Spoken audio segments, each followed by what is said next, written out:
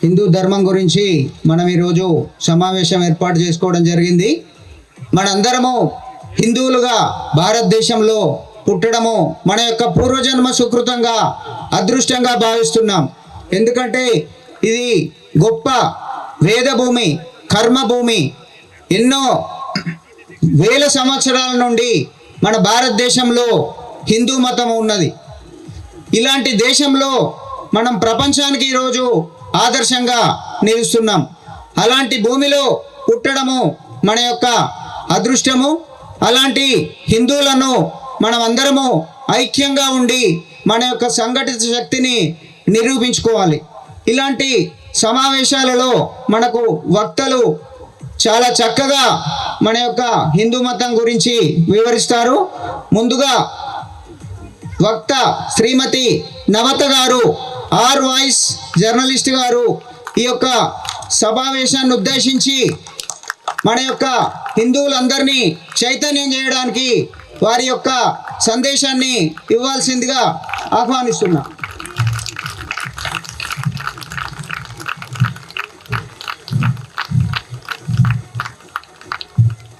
వేదిక మీదున్న శ్రీ శ్రీ శ్రీ శ్రీధరానంద భారతీ స్వామి గారి పాదపద్మం నమస్కరించి, అలాగే వేదిక మీదున్న సత్యమన్నకు, మిగిలిన అతిథులకు కూడా నమస్కరిస్తూ, వేదిక ముందున్న పెద్దలందరికీ కూడా నమస్కారాలండి. అలాగే పిల్లలందరికీ కూడా శుభ సాయంత్రం. ఈరోజు హిందువులందరూ సంఘటితం అవ్వడం కోసం హిందూ సమ్మేళన కార్యక్రమాన్ని మనం నిర్వర్తిస్తున్నాం. ముందుగా ఒక్కసారి భారత్ మాతాకి, భారత్ మాతాకి, భారత్ మాతాకి, జై శ్రీరామ్, జై శ్రీరామ్. రాష్ట్రీయ స్వయం సేవక్ సంఘ్ 100 సంవత్సరాలు పూర్తి చేసుకున్న సందర్భంగా మేము సాధించింది ఏమీ లేదు, ఇంకా సాధించడానికి చాలా ఉంది. అలా సాధించాలి అంటే సంఘటితం అనే ఒక శక్తి కావాలి. ఆ సంఘటితం అనే శక్తి సమాజంలో రగల్చాలి అనే ఉద్దేశంతో ఈ కార్యక్రమాన్ని నిర్వహిస్తున్నారు. ఇప్పుడు వందే మాతరం అనగానే నేను అనాలా వద్దా, నేనంటే పక్కన వాళ్ళు చూసి నవ్వుతారేమో, నా గొంతుకేమన్నా అవుద్దేమో, పలకొచ్చో పలకకూడదో, ఇలా ఎలా ఆలోచిస్తున్నారో. ఎందుకంటే ఇక్కడున్న జనాలకి వందే మాతరం అని చెప్తే మెయిన్ సెంటర్ దద్దరిల్లాలి. కానీ ఈ సభా ప్రాంగణం కూడా దద్దరిల్లలేదు అంటే మనలో ఎక్కడో ఒక సంకోచిత భావన. ఈ భావన ఉంటే రేపు ధర్మం కోసం, దేశం కోసం మనం ఏం నిలబడతాం. కాబట్టి వీళ్ళని ఐక్యం చేయాలి. మీ అందరికీ తెలిసిందే, చిన్నప్పటి నుంచి చెప్పుకుంటూ వస్తున్న కథ. మనం అందరం ఒక కర్రల మోపుగా ఉండేవాళ్ళం. దాన్ని అక్కడొక కర్ర, అక్కడొక కర్ర, అక్కడొక కర్ర, అక్కడొక కర్ర విసిరేశారు.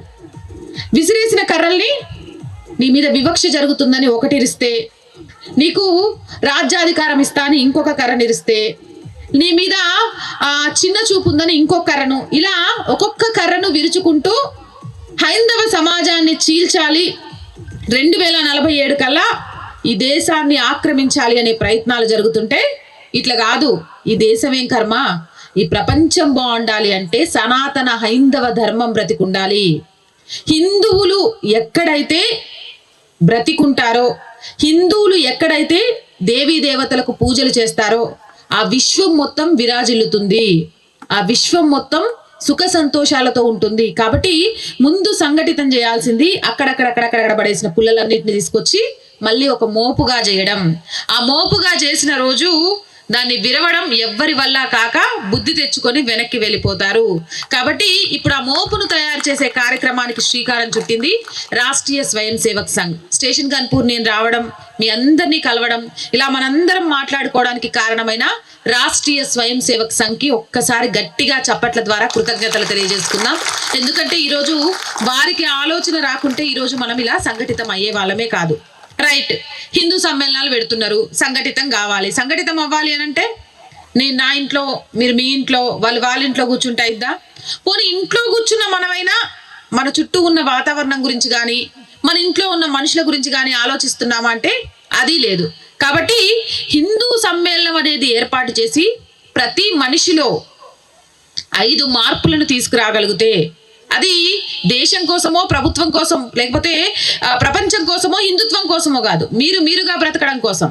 ఒక 5 మార్పులు తీసుకురాగలిగితే ఖచ్చితంగా ఈ దేశమే కాదు ప్రపంచం కూడా బాగుంటుంది. 2047 కల్లా ప్రపంచంలోనే అగ్రదేశంగా, విశ్వగురువుగా భారతదేశం మారుతుంది. ఆ మార్పులను తీసుకురావడానికి శ్రీకారం చుట్టారు. అందులో భాగంగానే ఆ మార్పులకు సంబంధించి మీ అందరికీ తెలిసిన విషయమైనా మరొక్కసారి గుర్తు చేసే ప్రయత్నం నేను చేస్తాను. మొదటిది పర్యావరణాన్ని పరిరక్షించుకోవడం. ఇది ఎవ్వరికీ తెలియంది కాదండి. ప్లాస్టిక్ వాడకూడదని, అనవసరమైన కాలుష్యాన్ని కలిగించొద్దని, రోడ్లను శుభ్రంగా ఉంచాలని, అలాగే ఎక్కడ పడితే అక్కడ చెత్త పారేయకూడదని, అడవులను నరకకూడదని అందరికీ తెలిసిందేనా? తెలుసా తెలీదా మీకు? పర్యావరణ పరిరక్షణ తెలుసు కదా. తెలిసి కూడా పాటించని వాళ్ళు ఎంతమంది? తెలిసి కూడా నిర్లక్ష్యం వహిస్తున్న వాళ్ళు ఎంతమంది? ఒకసారి చేతులు ఎత్తండి, మొహమాట పడొద్దు. ఎందుకంటే ప్రతి మనిషిలో లోపాలు ఉంటాయి, మనం సరిదిద్దుకోవాలి. నేనైనా సరే, అందరికీ తెలుసు, కానీ మనం ఎవరం పాటించట్లేదు. ఎందుకంటే అశ్రద్ధ. ఏముందిలే, నేను ఒక్కదాన్ని ప్లాస్టిక్ వాడితే నష్టమా? ఇంతమంది వాడంగలేదు, నేను ఒక్కదాన్ని వాడితేనే ఈ వాతావరణం అంతా కాలుష్యం అవుతుందా? అంటే అందరూ తప్పు చేస్తున్నారు, నేను ఒక్కదాన్ని చేస్తే తప్పు వల్ల మునిగిపోయేదేమన్నా ఉందా అని ఎదుటి వాళ్ళు చేసే తప్పులను చూసి మనం నేర్చుకుంటున్నామే కానీ అసలు మనం ఎందుకు మారకూడదు? మనం మారితే మనల్ని చూసి ఇంకొకరు ఎందుకు మారరు అని ఆలోచన చేయలేకపోతున్నాం. అలా ఒక్కొక్కరు అందరం కలిసి ఈ పర్యావరణాన్ని నాశనం చేసేస్తున్నాం. ఒక పక్క నుంచి ప్లాస్టిక్ వాడుతున్నాం, ఇక చెత్తను తీసుకొచ్చి రోడ్ల మీదే వేస్తాం. ఎక్కడ పడితే అక్కడ తడిపో చెత్త, పొడి చెత్త వేరు చేసి పెట్టండి అమ్మా అన్నా కూడా ఆ మున్సిపాలిటీ వాళ్ళకు 100 రూపాయలు ఇవ్వడం అనవసరం. ఆ 100 రూపాయలు పెడితే 2 రోజుల కూరగాయలు వస్తాయని నైట్ కాగానే తీసుకెళ్లి సందు చివరి చెత్తను పడేసి వస్తాం. ఇది చాలా మందిలో ఉన్న ఆలోచన. అలాగే పర్యావరణం, ఈ ప్రపంచం మనదే అనుకుంటాం. ఏ జంతువుకు, ఏ పక్షికి ఇక్కడ బ్రతికే హక్కు లేదన్నట్టుగా వాటి భూమిని కూడా ఆక్రమించుకుంటూ వెళ్తున్నాం, అడవులు నరికేస్తూ. కనీసం వాటి కోసం కొన్ని నీళ్లు బయట పెట్టే మనస్సును కూడా మర్చిపోతున్నాం. ఇవన్నీ చేయడం ద్వారా పర్యావరణాన్ని పరిరక్షించుకోవాలి. పర్యావరణంలో మనుషులు ఒక్కలే కాదు, మనుషులు ఒక్కళ్ళ వల్లే ఈ విశ్వం ఉండదు. ఇక్కడ జంతువులు ఉండాలి, పక్షులు ఉండాలి, పాములు ఉండాలి, పురుగులు ఉండాలి, అన్నీ ఉండాలి. అవన్నీ ఉంటేనే మనం ఉండగలుగుతాం. మనం లేకుండా ఉంటాయో లేదో నాకు తెలియదు, కానీ ఈ విశ్వంలో మిగిలిన జీవులు లేకుండా మనిషి అనేవాడు ఉండలేవడు. కాబట్టి రోడ్లను క్లీన్గా ఉంచుకుందాం, ప్లాస్టిక్ వాడకాన్ని తగ్గిద్దాం, కాలుష్యాన్ని తగ్గిద్దాం, చెట్లను పెంచుదాం, మొక్కలు నాటుదాం. ఈ రోజు నాటిన మొక్క నాకేమన్నా ఉపయోగమా అంటే మీ ముందు తరాలకు ఖచ్చితంగా ఒక చెట్టుగా మారి నీడనిస్తుంది, ఫలాన్నిస్తుంది. అలాంటివే ఈరోజు మనము అనుభవిస్తున్నవి. మన పెద్దలు చేసిన పనిని ఈరోజు మనం చేయలేకపోతున్నాం, రేపటి తరానికి అందించలేకపోతున్నాం. కాబట్టి పర్యావరణాన్ని పరిరక్షించుకుందాం. ఇక పర్యావరణాన్ని రక్షించుకోవడం కంటే ముఖ్యమైనది కూడా ఈరోజు నేను ఎక్కువగా మాట్లాడేది కూడా కుటుంబాల సంగతి. మేము ఒక కుటుంబంగా బ్రతుకుతున్నాం, మాదొక కుటుంబం అని గర్వంగా ఎంతమంది చెయ్యెత్తి చెప్పగలరు? మేము ఒక ఇంట్లో కుటుంబంలో బ్రతుకుతున్నాం, మాదొక కుటుంబం అని గర్వంగా చెప్పగలను అని ఎంతమంది చేతులెత్తి చెప్పగలరు? ఏంద్ర స్వామి ఒక్కరు కూడా చేయత్తలేదు. అక్కడక్కడ మీరు ఇంట్లో కుటుంబంలాగా బ్రతకట్లేదా? ఎలా బ్రతుకుతున్నారు? మరి ఎలా బ్రతుకుతున్నారు?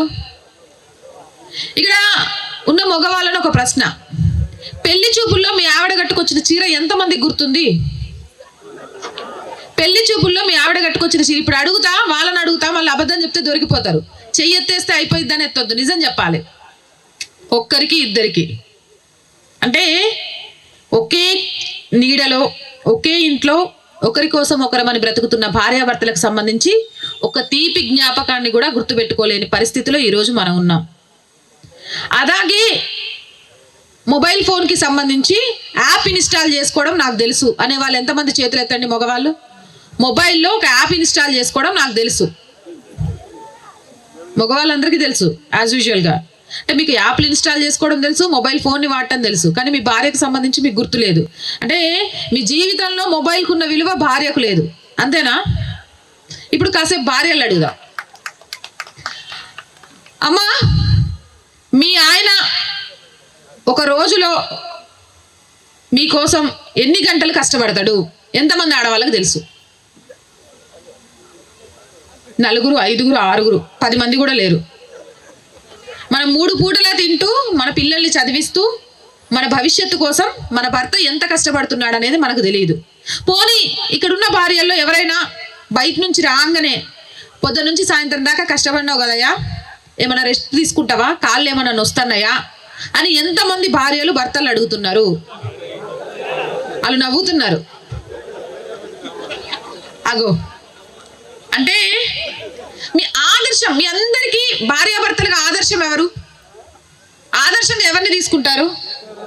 భార్యాభర్తలకు ఆదర్శం సీతారాములు, అవునా? కానీ ఆదర్శంగా సీతారాములు ఉండాలి, కానీ వారు అనుసరించిన విధానాన్ని మనం ఒక్కటి కూడా అనుసరించాం. సీతమ్మని అడవులలో వదిలేసిన పరాయి స్త్రీని పక్కన కూర్చోబెట్టుకోవడానికి కూడా ఊహించకుండా ప్రతి క్షణం మనసులో సీతా సీత అని బ్రతికిన రాముడు, ఆదర్శంగా తీసుకున్న భర్తలకు భార్య కట్టుకున్న మొదటి చీర గుర్తులేదు. అడవులకు వెళ్ళి అక్కడ రావణాసురుడు ఎత్తుకుపోయినా మిగిలిందంతా గడ్డి పరక, నా భర్త మాత్రమే నాకు, ఆయనే రావాలి, నన్ను ఎత్తుకొచ్చిన రావణాసురుని చంపాలి, నన్ను తీసుకెళ్ళాలి, నన్ను నేలాలి అన్న సీతమ్మ ఆదర్శమైన ఈ భార్యలకు భర్త అసలు రోజు పడుతున్న కష్టంలో మన కోసం ఆయనకు మనం ఏం చేస్తున్నామనే ఆలోచన లేదు. అంటే మనం భార్యాభర్తలుగా బ్రతుకుతున్నామా? ఆడవాళ్ళు టీవీ సీరియల్స్ చూసి బతికేస్తున్నారు, మగవాళ్ళు మొబైల్ ఫోన్స్ చూస్తూ బతికేస్తున్నారు అంతే. కానీ బయటికి వెళ్ళినప్పుడు మాత్రమే ఏమండి ఈవిడ మా ఆవిడ, ఇదేనండి మా ఆయన. ఎందుకంటే మనం మొబైల్ ఫోన్లు పట్టుకొని బిజీగా ఉంటే ఎవరి భార్య ఎవరి భర్త ఎవరి భార్యో సమాజం గుర్తించలేదని ఆ ఫంక్షన్లో పరిచయం చేసుకుంటాం. అది కాదండి భార్యాభర్తల బంధం. నిజంగా కూడా ఈ సృష్టిలో గొప్పది భార్యాభర్తల బంధం. అప్పటిదాకా ఎవరి జీవితాలు వాళ్ళవి, ఎవరి బ్రతుకులు వాళ్ళవి. అమ్మ నాన్న చాటు బిడ్డలుగా పెరిగి మీరిద్దరూ జీవితాంతం కలిసి ఉండాలి, ఈ వంశాన్ని వృద్ధి చేయాలి, ఈ సమాజంలో భాగం కావాలి, మీకంటూ బాధ్యతలు అప్పచెప్తున్నాం అనగానే అప్పటిదాకా ఉండే అల్లరి చిల్లరి చేష్టలన్నీ వదిలేసి, అమ్మా నాన్న అల్లారు ముద్దుగా పెంచిన అవన్నీ పక్కన పెట్టేసి ఒకరి కోసం ఒకరని కష్టపడుతూ ఉన్నాం మనం. ఈరోజు యాంత్రికంగా బతకడం మానేసి జీవించాలి, ఒకరి కోసం ఒకరు జీవించాలి. భర్త కష్టం ఏంటో భార్యకు తెలిసి ఉండాలి, భార్య విలువేంటో భర్తకు తెలిసి ఉండాలి. రోజులో ఒక్కసారైనా సరే మనస్ఫూర్తిగా మనసు విప్పి ఒకరితో ఒకరు మాట్లాడుకోవాలి. కనీసం ఇద్దరు కూర్చొని భోజనం అయినా చేయాలి. భోజనం చేయమన్నారు కదా అని చెప్పేసి ఇద్దరు కంచాల్లో అన్నం పెట్టుకొని వచ్చి మళ్ళీ ఆమె ఫోన్ ఆమె, మీ ఫోన్ మీరు పట్టుకొని కాదు. ఆ మొబైల్ ఫోన్స్ తీసేసి టీవీలు ఆఫ్ చేసి ఆ రోజు తను పడ్డ కష్టం ఏంటో భర్త అడిగి తెలుసుకోవాలి, అలాగే ఆ రోజు తన పడ్డ కష్టం ఏంటో భార్య అడిగి తెలుసుకోవాలి. మిమ్మల్ని చూస్తేనే కదా మీ పిల్లలకు అసలు పెళ్ళి, సంబంధం, బాంధవ్యాలు, దాని విలువలు ఏంటి అనేది తెలిసేది. ఎవరికి వారే యమునా తీరే అని ఉన్నట్టుంటే మీ పిల్లలు మిమ్మల్ని చూసి ఏం నేర్చుకుంటారు? రేపు వాళ్ళకు సంబంధ బాంధవ్యాల విలువలు ఏం తెలుస్తాయి? సరే, ఇప్పుడు తల్లిదండ్రులుగా మీరు ఎంత పాస్ అయ్యారో అడుగుతా. ఇక్కడ ఉన్న వాళ్ళందరికీ పిల్లలు ఉండే ఉంటారు. మీ పిల్లలకు సంబంధించి ప్రతిరోజు ఎంతమంది స్నేహితులతో కలుస్తారు, ఎంతమందితో మాట్లాడతారు, మాట్లాడుతున్న వాళ్ళలో మీ పిల్లలకు నిజమైన స్నేహితులు ఎవరు, ఎవరి వల్ల ప్రమాదం ఉంది అనేది ఎంతమంది తల్లిదండ్రులకు తెలుసు? పోనీ ఒక రోజులో స్కూల్లో మీ పిల్లలు ఎన్ని పరీక్షలు రాస్తున్నారు, ఎన్ని మార్కులు వస్తున్నాయి, ఏ సబ్జెక్టులు అంటే భయపడుతున్నారు, ఎంతమంది తల్లిదండ్రులకు తెలుసు? ఒక 5-6గురికి. మరి మనం పిల్లల్ని పెంచుతున్నామా అండి? మీకంటే హాస్టల్ వార్డెన్ దగ్గర పెట్టినా బెటర్ ఏమో. సాయంత్రం రాగానే కూర్చోబెట్టి హోంవర్కులు రాయించి సబ్జెక్టులన్నీ ఏం చెప్పింది టీచర్ అని అడుగుద్ది. ఫీజులు కడితే బాధ్యత అయిపోతుందా? ట్యూషన్కి పంపిస్తే బాధ్యత అయిపోతుందా? పుట్టినరోజు రాగానే కేక్ కట్ చేపిస్తే బాధ్యత అయిపోతుందా? ఇదేనా? ఈరోజు సమాజంలో పిల్లల విషయంలో ఎన్ని జరుగుతున్నాయి, ఎన్ని చూస్తున్నాం. మన కళ్ళ ముందు ఎంతమంది జీవితాలు చింద్రమైపోతున్నాయి. మొబైల్ ఫోన్ ఇవ్వలేదని అమ్మ తలక పగలగొట్టిన కొడుకు, నాన్న ఆన్లైన్ గేమ్స్ ఆడొద్దన్నాడని ఇంకొకటి చేసిన కొడుకు. ఇవన్నీ ఎందుకు జరుగుతున్నాయంటారు? మీరు తల్లిదండ్రులుగా సక్సెస్ అయి ఉంటే ఈరోజు ఇలాంటివి జరగవండి. అల్లరి చేస్తే ఏం కర్మ? 6 నెలల తర్వాత పిల్లకి అన్నం తినిపియాలంటే ఈ మొబైల్ ఫోన్ ఉండాలి. ఈ మొబైల్ ఫోన్ ముందు పెట్టేసి ఒక పాట పెట్టేసి వాడు ఆ కలర్ బొమ్మలు చూస్తుంటే కపా కపా కపా నోట్లో కుక్కేస్తే మనం అన్నం తినిపిస్తాం, మన బాధ్యత అయిపోయింది. ఇగో నేను నా కొడుకు 3 పూటలు పెట్టి పెంచుతానా తెలుసా? ఏం పెడుతున్నాం? మరా యంత్రాలు చేసినట్టు చేస్తున్నాం. ఏదో చేసేస్తే ఒక పని అయిపోతుంది కన్నందుకు ఇక అది నా బాధ్యత, చేయకుంటే నలుగురు 4 మాటలు అంటారు అనే. కానీ మీరు పిల్లలకి ఆస్తులు కూడా పెడుతున్నారు, డబ్బులు ఇస్తున్నారు, వాళ్ళ కోసం కష్టపడుతున్నారు. కానీ మీరు వాళ్ళకి ఇబ్బంది ఏంటో తెలుసా? మీ సమయం వాళ్ళకి ఇవ్వడం మర్చిపోతున్నారు. మీరు పైసలు ఇవ్వకున్నా పర్లేదు, ఆస్తులు కూడా పెట్టకున్నా పర్లేదు, కానీ మీ సమయాన్ని మీ పిల్లలకి ఇవ్వండి. కనీసం రోజులో వాళ్ళు ఏం చేస్తున్నారు, ఎక్కడికి వెళ్తున్నారు, ఎవరెవరితో స్నేహం చేస్తున్నారు, వాళ్ళకి ఇష్టమైన భోజనం ఏంటి, ఇష్టం లేనిదేంటి, అసలు చదువుకోవడానికి ఇబ్బంది పడుతున్నారా, వాళ్ళకి చదువు అంటే ఇష్టమేనా, లేకపోతే క్లాస్లో ఏమన్నా ఇబ్బంది ఉందా, ఏ టీచర్తోనైనా వాళ్ళు ప్రాబ్లం ఫేస్ చేస్తున్నారా, ఇలా చిన్న చిన్న విషయాలు ఒక్కసారి మీ కూతురుతో కొడుకుతో కూర్చొని మాట్లాడండి. సమయం ఇవ్వకుండా మీరు మిగిలినవి అన్నీ ఇచ్చినా వృధానేనమ్మా. కానీ సమయం ఇచ్చి చూడండి, మిగిలినవి ఏవి ఇవ్వకపోయినా మీ పిల్లలు సంపాదించుకోగలరు, సంపాదించుకునేలాగా తయారవ్వగలరు. కాబట్టి ఏది ఇవ్వాలి పిల్లలకు, ఏది ఇవ్వకూడదు అనేది తెలుసుకోండి. కాసేపైన రోజు మొత్తం భర్తల్ని పంపించిన తర్వాత 12 వరకు పనిచేసి 4 గంటల దాకా మీరు టీవీతోనే ఉండండి. మీరు ఆఫీస్కి వెళ్ళి వచ్చినాక సాయంత్రం 7:30, 8 గంటల దాకా స్నేహితులతో ఉండండి. కానీ 8 నుంచి 9 మధ్య టైం ఉంటుంది చూసిండ్రా, ప్రైమ్ టైము, మంచి సీరియల్స్ వస్తాయంటే మళ్ళీ తర్వాత ఇంటర్నెట్లో చూసుకోండి తల్లి. కానీ 8 నుంచి 9 ఈ గంట సమయాన్ని మీ కుటుంబం కోసం మీరు కేటాయించండి. మీ కుటుంబంతో కూర్చొని మీరు మాట్లాడుకోవడానికి కేటాయించండి. 4 ఉన్నారా, 6 ఉన్నారా, 8 మంది ఉన్నారా, 10 మంది ఉన్నారా, అందరూ కూర్చొని కలిసి భోజనం చేయండి. ఆ భోజనం చేస్తున్నప్పుడు వండిన భార్యను పొగడండి, కూరగాయలు తెచ్చిన భర్తను పొగడండి. అది చూసి మీ పిల్లలు నేర్చుకుంటారు.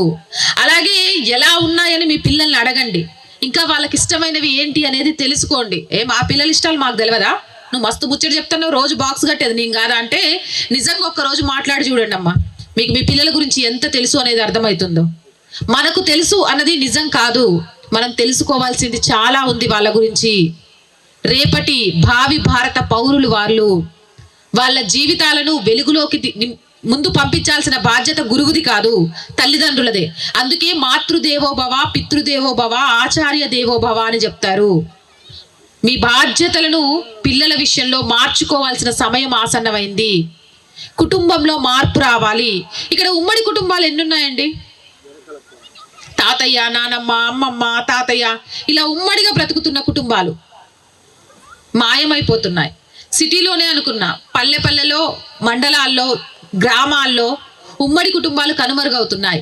కానీ ఒక విషయం చెప్తానండి, మన ఇంటికి పెద్ద రక్ష ఎవరో తెలుసా? ఇంటి పెద్దలు. వయసు అయిపోతే వాళ్ళకి వచ్చేది చాదస్తం కాదు, బాధ్యత. మనం లేకపోతే వీళ్ళు ఏమైపోతారో, మనం లేకపోతే వీళ్ళకి ఎవరు మంచి చెడు చెప్తారో. మీరు చూడండి, ఇంట్లో పెద్దవాళ్ళు ఉన్న కుటుంబంలో గొడవలు ఎక్కువ రావు. ఇంట్లో అత్తగారు, మామగారు, లేకపోతే అమ్మా నాన్న ఉన్న కుటుంబంలో ఇలా గొడవ వచ్చినా అలా సద్దు మరిగిపోయింది. ఎందుకంటే వాళ్ళు వింటారేమో, వాళ్ళు ఏమన్నా అంటారేమో, వాళ్ళకి తెలిస్తే బాగోదు అని. ఎక్కడైతే ఇంటి పెద్దలు ఉండరో ఆ ఇంట్లో గొడవలు అవుతాయి, ఆ ఇంట్లో అశాంతి ఉంటుంది, ఆ ఇంట్లో నిజమైన ఆనందం ఉండదు. వీలైనంతగా ఉమ్మడి కుటుంబాలుగా బ్రతకండి. పిల్లల్ని అమ్మమ్మ, తాతయ్య, నాన్నమ్మ, తాతయ్యల దగ్గర పెంచండి. అసలు కంటే వడ్డీ ముద్దు అని వాళ్ళు ఎంత ప్రేమను చూపిస్తారో పిల్లల మీద. అంతేకాదు, మీకు తెలియని అనేక విషయాల్ని మీ పిల్లలతో పంచుకుంటారు. కథల రూపంలో రామాయణం చెప్తారు, మహాభారతం చెప్తారు, భాగవతం చెప్తారు, భగవద్గీత చెప్తారు. ప్రతిదీ రేపు మిమ్మల్ని పెంచిన దానికంటే 10 రెట్లు గొప్పగా మీ పిల్లల్ని పెంచుతారు. చిన్న కుటుంబం చింతలేని కుటుంబం కాదు, నిజమైన చింతలు కలిగిన కుటుంబం చిన్న కుటుంబం. డబ్బు డబ్బు డబ్బు డబ్బు డబ్బు డబ్బు అని మనం పరిగెడుతూ మనం సంపాదించిన డబ్బు మనకి ఏమిస్తుంది? ఉన్నోడైనా లేనోడైనా కట్టెగాలినాక బొక్కలు ఏరుకునేదాకే ఆ ప్లేస్ మనది. ఆ తర్వాత ఆ ప్లేస్ కూడా వేరే వాడిది. కాల్చేటప్పుడు ఉన్నోడెవడు లేనోడెవడు అనేది చూడరు. ఉన్నోడైతే గంధపు చెక్కలతో కాల్చుకుంటాడు, లేనోడు మామూలు కడ్డతో కాల్చుకుంటారు. కానీ చివరికి ఎవరైనా అయ్యేది బూడిదే. అలాంటి దానికోసం, డబ్బు కోసం పరిగెడుతూ నిజంగా అనుభవించాల్సిన ఆనందాన్ని ఆనందించలేకపోతున్నాం. కుటుంబంతో సమయాన్ని కేటాయించలేకపోతున్నాం. నాన్న వాళ్ళతో బ్రతకలేకపోతున్నాం. సొంతూరులో 4 రోజులు ఉండలేకపోతున్నాం. అయిన వాళ్ళతో పగలు పెంచుకుంటున్నాం, మాట పట్టింపులు పెంచుకుంటున్నాం. వీటన్నిటిని ఒక్కసారి వదిలిపెట్టి చూడండి. ఒక మాట అన్నారేమో, మన వాళ్ళు అనుకోండి, మా అమ్మ అయితే అనదా అత్తమ్మ అంటే తప్పేంటి, నేను మా అమ్మని చూస్తున్నా కదా నా భార్య వాళ్ళ అమ్మని చూస్తే తప్పేంటి. ఇలాంటి చిన్న చిన్న అర్థం చేసుకునే విషయాలు కుటుంబాలను చాలా గొప్పగా మారుస్తాయి. అలాంటి కుటుంబం నుంచి వచ్చిన పిల్లలు దేశం కోసం ధర్మం కోసం ప్రాణాలు ఇవ్వడానికైనా సిద్ధంగా ఉంటారు. అండ్ ఒకరు చాలు ఇద్దరు చాలు అనుకునే మనస్తత్వాన్ని విడనాడండి. ఇక మాకు ఇప్పుడు ఎట్లా కష్టం అనుకుంటే మీ పిల్లలకైనా చెప్పండి, కనీసం 3-4 పిల్లలు ఉండాలి. ఎందుకు అంటే ఒకరికొకరు తోడు. చాలా మంది ఎమ్మటే అనుకుంటారు, ఇప్పుడు చెప్పనా నీకేందమ్మా మంచి ముచ్చట్లు చెప్తావు, కంటే ఎవడు పెంచాలా, ఇప్పటికి 2 పెంచడమే కష్టమవుతుంది, వాళ్ళని పంపించడమే కష్టమవుతుంది. అమ్మా మన తాతలు మన తాతమ్మలు మన నాన్నమ్మలు 6 8 మందిని కానీ పెంచిండ్రు. అప్పుడు ఇన్ని సౌకర్యాలు ఇన్ని ఉద్యోగాలు ఇవేవీ లేవు కూడా. కాన్వెంట్లోనే చదివే అవసరం లేదు. సంస్కారం కలిగితే గవర్నమెంట్ స్కూల్లో కూడా చదివియొచ్చు. నువ్వెక్కడ చదివిస్తున్నావు అనేది ముఖ్యం కాదు, వాడికి ఎంత బుర్రకెక్కుతుంది అనేది ముఖ్యం.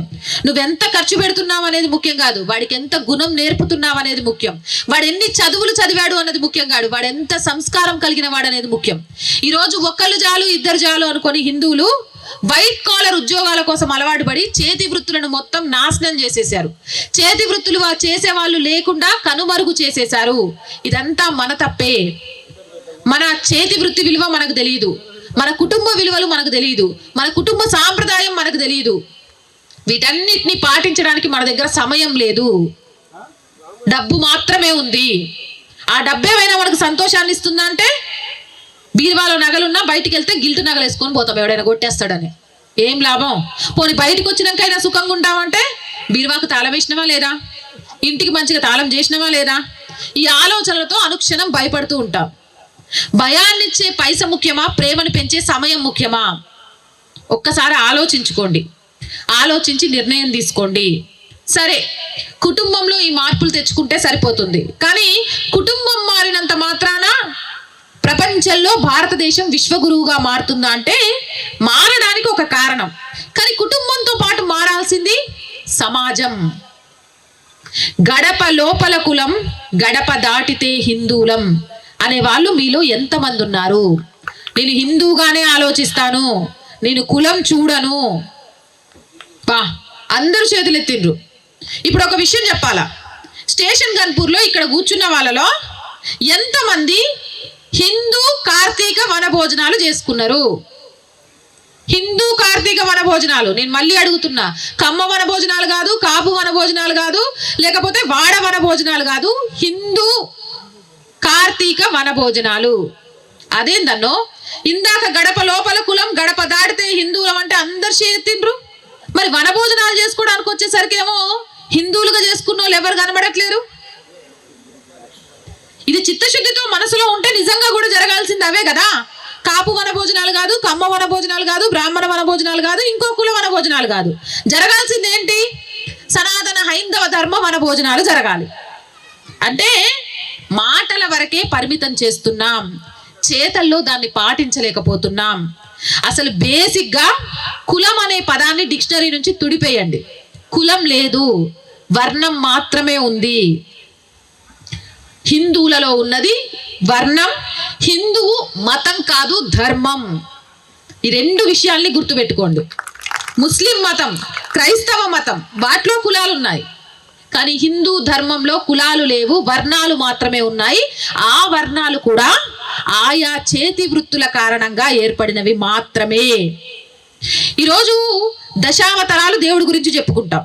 మరి దేవుడు ప్రతి అవతారంలో ఒకే వర్ణంలో పుట్టిండా? శ్రీకృష్ణుడు ఏ వర్ణం? ఎవరు?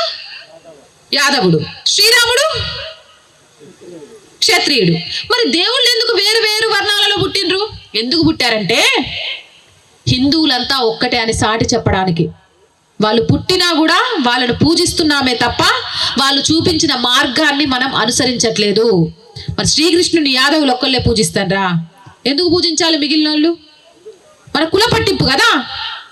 అరే మనం కులం కాకపోతే చిన్న చూపు చూస్తాం కదా, ఇక పెద్దోళ్ళు అయితే పెద్ద చూపు చూస్తాం కదా. మరి శ్రీకృష్ణుని అందరు ఎందుకు పూజించాలి? శ్రీరాముడిని అందరు ఎందుకు పూజించాలి? ఈరోజు దేశం ఎలా ఉండాలి అంటే రామరాజ్యంగా ఉండాలని ఎందుకు చెప్పాలి అంటే శ్రీకృష్ణుల్లో మనం కులం చూడలేదు, శ్రీరాముల్లో మనం కులం చూడలే, చూసింది ఏంటో తెలుసా? వాళ్ళ గుణం చూసాము. వాళ్ళ ఈ ధర్మం కోసం ఏమి ఇచ్చారు అనేది చూసాము. వాళ్ళు ఈ దేశం కోసం, ఈ విశ్వం కోసం ఏం చేశారు అనేది చూసాము. ఇప్పుడు కూడా మనం ప్రతి మనిషిలో చూడాల్సింది అదే. ఏ కులంలో పుట్టాడు అని కాదు, ఎంత గుణం కలిగి ఉన్నాడు, ఈ ధర్మం కోసం ఏం చేస్తున్నాడు, ఈ దేశం కోసం ఏం చేస్తున్నాడు. కుల వివక్షత లేని ఒక సమాజాన్ని నిర్మించగలిగిన రోజు హైందవ ధర్మాన్ని అణిచివేయడం ఎవ్వరి తరం కాదు.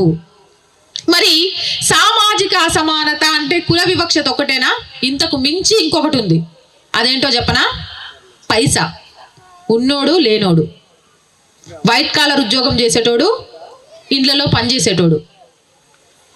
ఎవరైనా కొంచెం మంచి ఉద్యోగం చేసి మంచి పలుకుబడి ఉండి, ఒకే వర్ణంలో వాళ్ళని తీసుకుందాం మనం, ఒక వ్యక్తి అదే రెండో వ్యక్తి ఏదైనా ఇంట్లో పని చేసుకుంటూ కార్ షెడ్లో పనిచేస్తుంటే మనం చూపించే మర్యాదల్లో ఎంత తేడా ఉంటుంది. నిజమా కాదా? గట్టిగా నిజమే కదా. మరి ఇద్దరు ఒకటే కదా, ఒకే వర్ణంలో పుట్టిండ్రు, ఇద్దరు మనుషులే, తేడాలు ఎందుకు? అంటే మనకున్న పైసా పిచ్చి, మనకున్న పలుకుబడి పిచ్చి, మనకున్న ప్రెస్టేజ్ పిచ్చి. కానీ మనకు తెలియకుండానే ఎదుటి వాళ్ళను మనం ఎంత బాధ పెడుతున్నాం.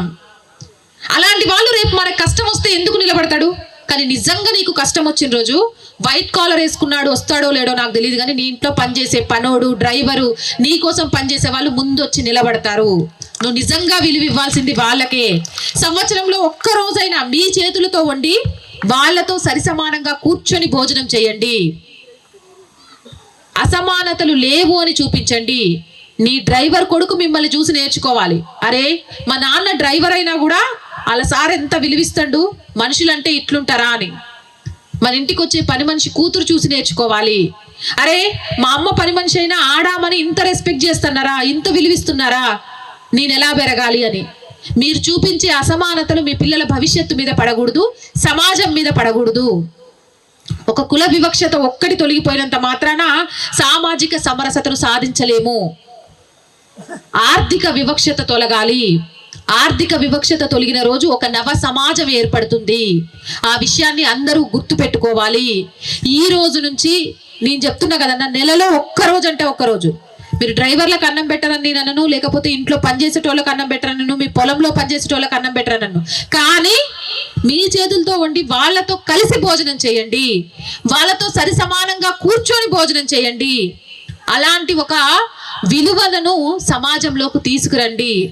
అది మాత్రమే ఈ భారతదేశాన్ని విశ్వంలో అగ్రగామిగా నిలబెట్టగలదు, హైందవ ధర్మాన్ని కాపాడగలదు. లేకుంటే హైందవ ధర్మం కొన్ని వేల సంవత్సరాల క్రితం ఉండేది అని చదువుకోవడానికే పరిమితం అవుతుంది. చాలా మంది చెప్తూ ఉంటారు ధర్మానికి ఏమైంది, మస్తు సంవత్సరాల నుంచి మస్తు మంది ట్రై చేసిండ్రు ఈ ధర్మాన్ని నాశనం చేయాలని, కానీ ధర్మానికి ఏమైంది, ధర్మం బ్రతికే ఉంది, ధర్మం బ్రతుకుద్ది అని.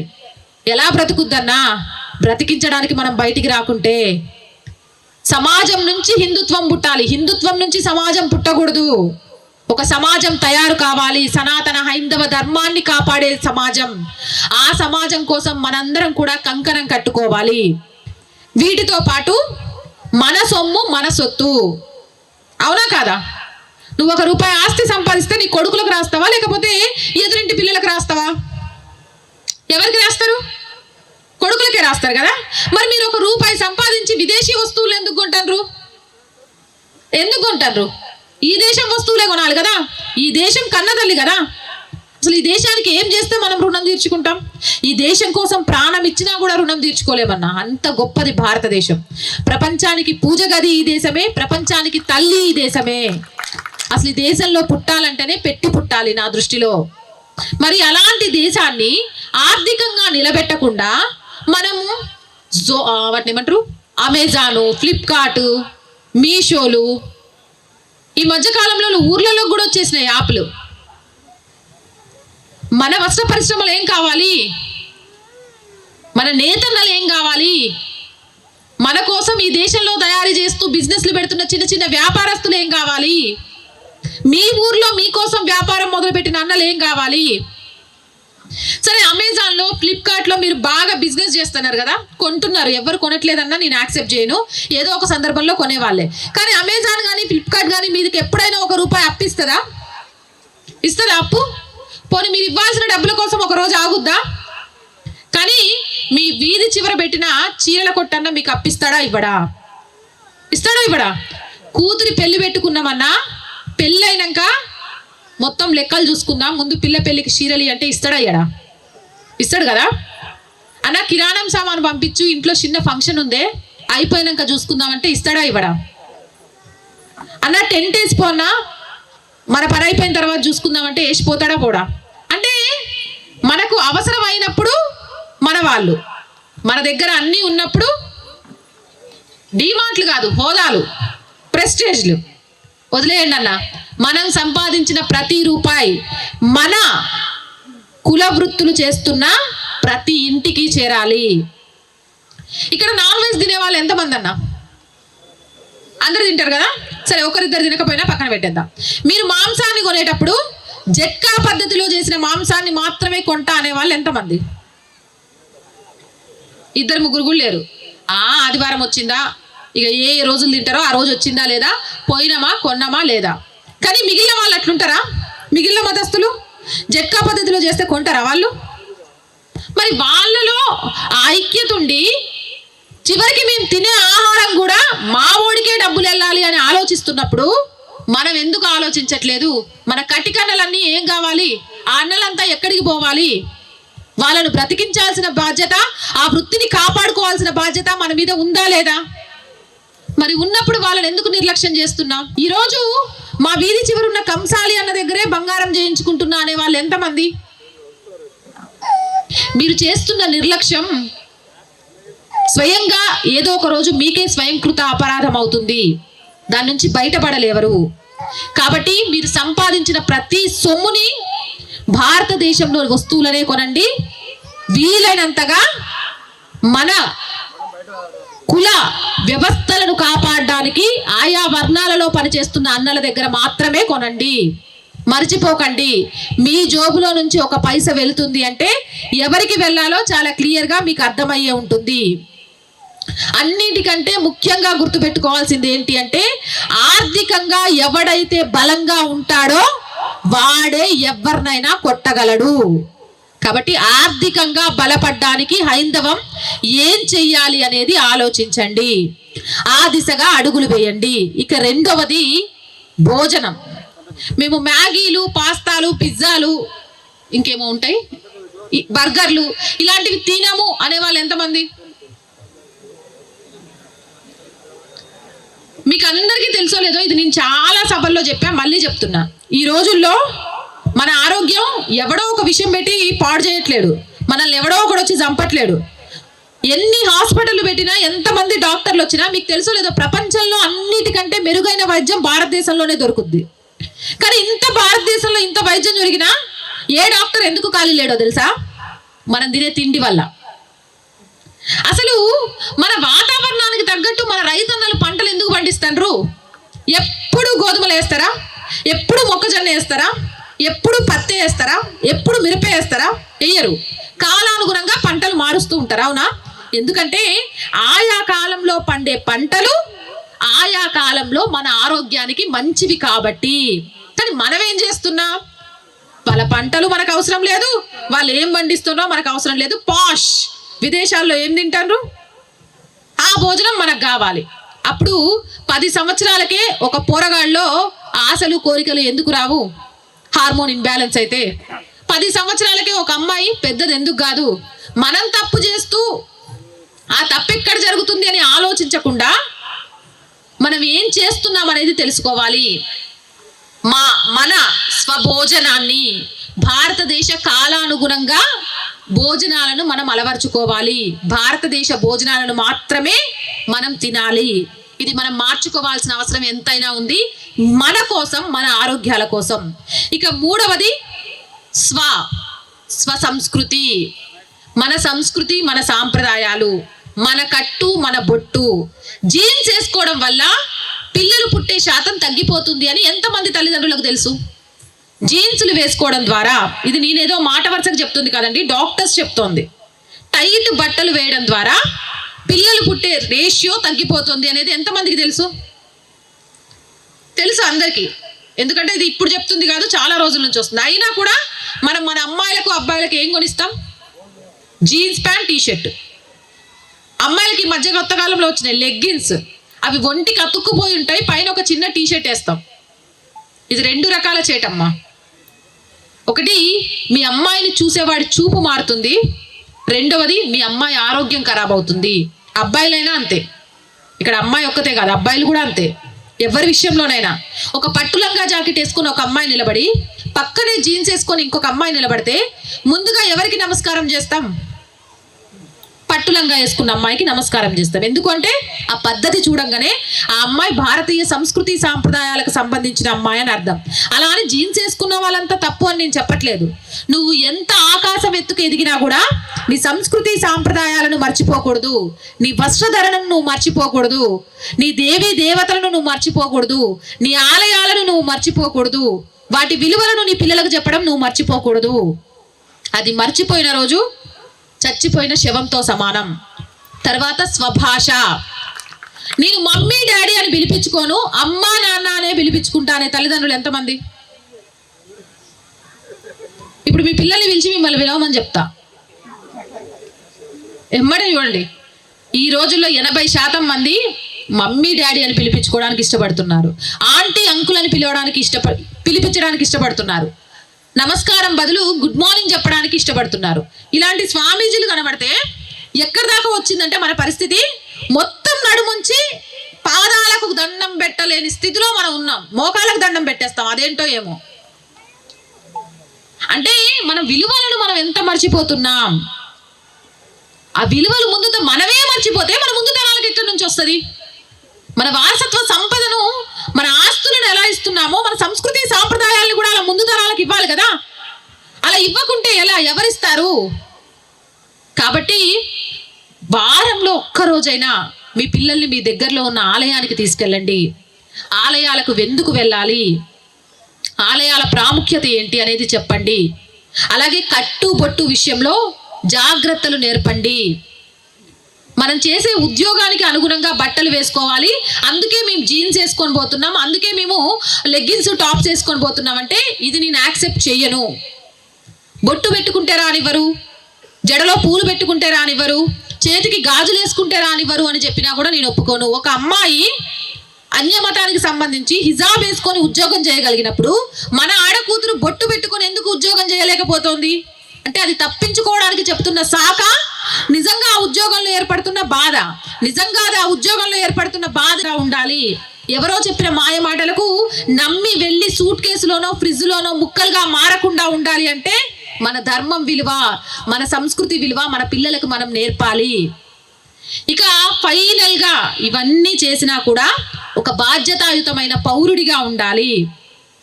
హెల్మెట్ పెట్టుకొనే ప్రయాణం చేయాలి, సీట్ బెల్ట్ పెట్టుకొనే ప్రయాణం చేయాలి, రోడ్డు మీద ఎక్కడ పడితే అక్కడ చెత్త పారేయకూడదు, పెద్దవాళ్ళు కనిపించగానే లేచి వాళ్ళకు సీట్లను ఇవ్వాలి, గర్భవతులు కనిపిస్తే చేతనైన సహాయం చేయాలి, ఎవరైనా రోడ్డు దాటడానికో మరోదానికో ఇబ్బంది పడుతుంటే వాళ్ళకు సహాయం చేయాలి.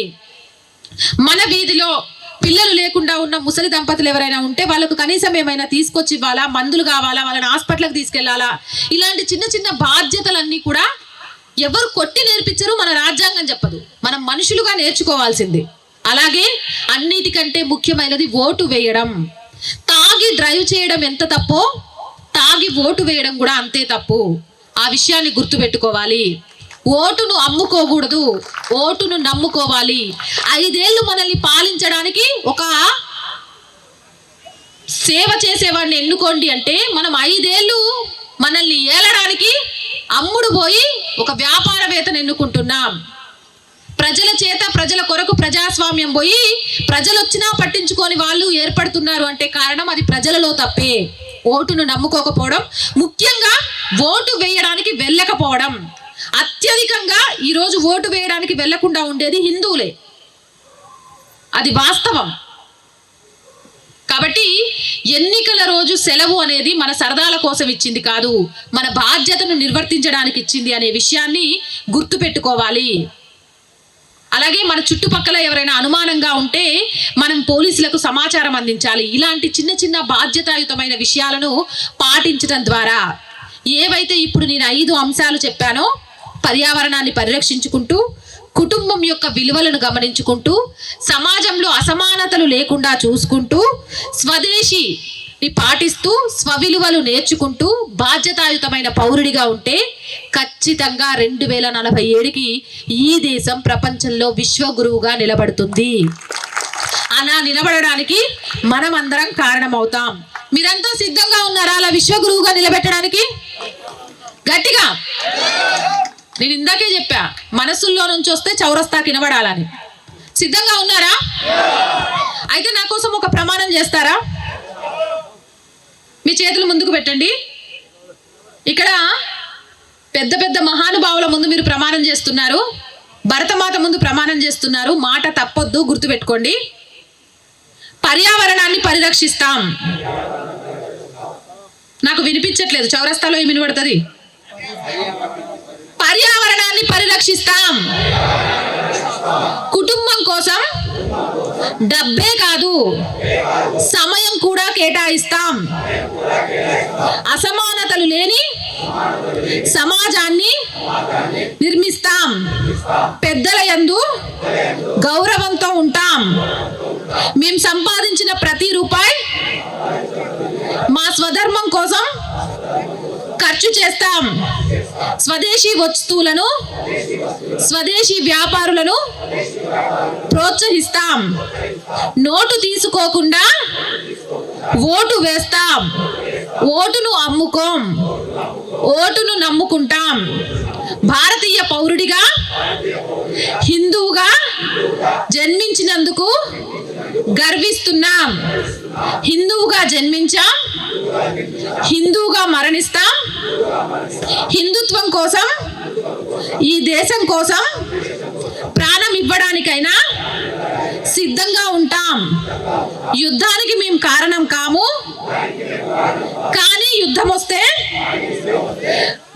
గెలుపు కోసం ఛత్రపతి శివాజీ మహారాజ్ వారసులుగా కత్తి పట్టుకోవడానికి కూడా సిద్ధంగా ఉంటాం.